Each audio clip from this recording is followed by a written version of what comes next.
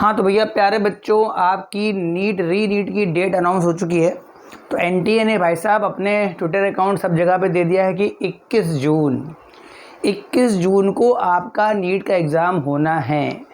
और बेटा आज हमारे पास डेट हो गई है 15 मई, यानी कुल मिला के एक महीना पूरा ही है। कुल मिला के 36वें दिन ऐसा मान लेते हैं मोटा माटी कि आपका एग्ज़ाम है। तो अब कुल मिला के बच्चों का केमिस्ट्री का रोड मैप क्या रहेगा वो मैं यहाँ पर डिस्कस करने वाला हूँ। अगर इससे अच्छा रोड मैप आपके पास हो तो मेरे को भी भेज देना। अगर इससे अच्छा रोड मैप और इसके अलावा आपके पास कोई चांस भी नहीं है, अगर इस रोड मैप को फॉलो नहीं करोगे, अगर इससे 1-2 दिन आगे पीछे करते हो ना, तो भाई साहब आप कोई ना कोई चैप्टर छोड़ के आ जाओगे अपने एग्जाम में। और अगर 1-2 चैप्टर भी छोड़ के चलेगा, मतलब कुल मिला के 1-2 क्वेश्चन तो आपके छूट ही गए, बल्कि मेरे इस रोड मैप में 35 दिन में भी दिन कम पड़ रहे हैं, 1-2 कम पड़ रहे हैं, वो आपको एडजस्ट करना पड़ेगा। देखो मैंने ऑर्गेनिक, फिजिकल और इनऑर्गेनिक का पूरा रोड मैप बना दिया है। किस चैप्टर को आपको कितने दिन केमिस्ट्री में देने हैं, ये मेरा केमिस्ट्री का है। ऐसा आपको जूलॉजी, बॉटनी और फिजिक्स का भी देखना पड़ेगा, मगर केमिस्ट्री का इससे बेस्ट नहीं हो सकता। किस चैप्टर के अकॉर्डिंग किसकी लेंथ कितनी बड़ी है, किसका कितना क्वेश्चन एग्जाम में आता है, उसके अकॉर्डिंग किस चैप्टर को कितने दिन रिवाइज करना है, वो मैंने पूरा इस रोड मैप में दे दिया है। और इससे बेटर रोड मैप नहीं होगा। जैसे अगर हम बात करें अपने ऑर्गेनिक केमिस्ट्री की, तो पहला चैप्टर है some basic principle and techniques. भाई आपको कम से कम 2 दिन देने पड़ेंगे, 3 दिन आप नहीं दे सकते। अगर आप 3 दिन ऐसे हर एक चैप्टर में देने लग गए ना, तो भाई साहब कम से कम 4 से 5 चैप्टर छोड़ेंगे आप। और अगर 4 से 5 चैप्टर छोड़ेंगे तो सिलेक्शन तो वैसे भी नहीं होना है ना। तो कुल मिला के 2 दिन। हाँ, जो बच्चे होशियार होंगे,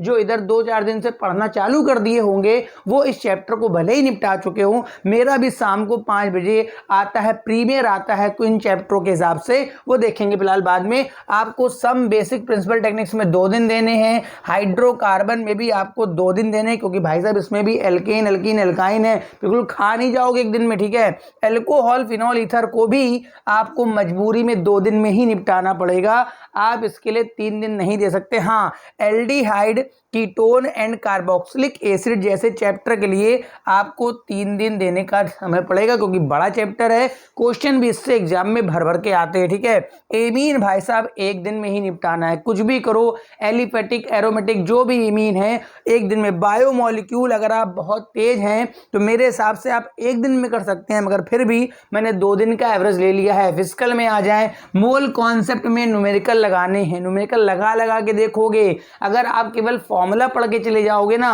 भाई साहब, न्यूमेरिकल नहीं बनेंगे वहां पर। अगर फॉर्मूला पढ़ के चले जाओगे तो मैं कह रहा हूं, मेरा खुद का एक्सपीरियंस है, न्यूमेरिकल नहीं बनेंगे आपसे वहां पर। तो इसमें न्यूमेरिकल लगाने पड़ेंगे, 2 दिन से कम आप नहीं देंगे।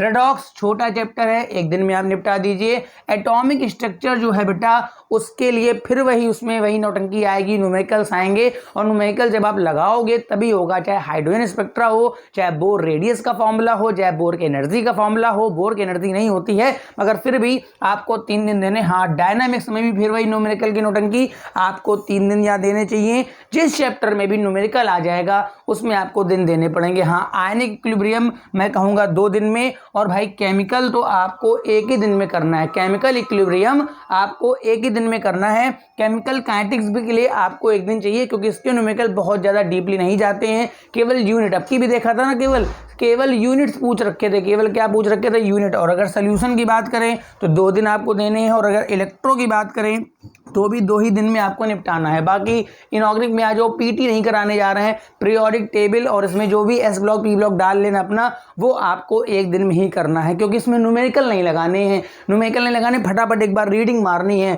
केमिकल बॉन्डिंग चैप्टर में आप 1 दिन का समय देंगे, क्योंकि इसमें भी आपका न्यूमेरिकल पोर्शन नहीं है। Valence bond theory, MOT, hybridization और आपका वेस्पर थ्योरी, ठीक है। कोऑर्डिनेशन के लिए भी 1 दिन देना है, विदाउट न्यूमेरिकल है। थ्योरी रिवाइज करनी है। और अदर्स में जैसे आपका सॉल्ट वाला हो गया, उसको आप एक दिन में डाल दीजिए। उसके बाद कहीं जा करके इतना करने के बाद मेरे इस 35 या 36 दिन में 2 दिन भाई साहब रिवीजन के लिए बचेंगे। अब बताइए कहाँ कटौती कर दी जाए, किस जगह कटौती कर दी जाए। अगर किसी भी चैप्टर में आपने 3 से 4 दिन का समय दे दिया, अगर किसी भी चैप्टर में आपने 3 से 4 दिन का समय दे दिया तो आप पक्का 1-2 चैप्टर भूल जाओगे, छोड़ के आओगे। और किसी भी चैप्टर को छोड़ने का मतलब ये हो गया कि उसका क्वेश्चन तो आएगा ही आएगा, आप उस क्वेश्चन को कहीं लात मार के आ रहे हैं, क्वेश्चन को छोड़ के आ रहे हैं। इस वजह से इस रूटीन को आप फॉलो कर लीजिए, तो आपके पास 2 दिन रिवीजन के लिए बच जाएंगे। ठीक है, इससे अच्छा रोड मैप अगर आपके पास हो या किसी के पास हो तो मेरे को भेज देना, मैं उसको फॉलो कर दूंगा। मैं उसका नया वीडियो बना के डाल दूंगा कि सर इसको फॉलो कर दो। कि मैं कहूँगा फिजिकल 1 दिन में रिवाइज कर लो, ऑर्गेनिक 1 दिन में रिवाइज कर लो, इनऑर्गेनिक आधे दिन में पढ़ लो, 2.5 दिन में, और ऐसे 25 बार रिवीजन कर लो। भाई नहीं हो सकता, न्यूमेरिकल्स लगाने पड़ते हैं, करने पड़ते हैं, तब आता है ना। तो इस वजह से इस रोड मैप को आप फॉलो कर लीजिए, ज़्यादा बेटर रहेगा। अगर ये रोड मैप पसंद आया, उसको आप फॉलो करेंगे तो उम्मीद है फिर भी आपके पास 2 दिन रिवीजन के लिए बचेंगे। Thank you for watching.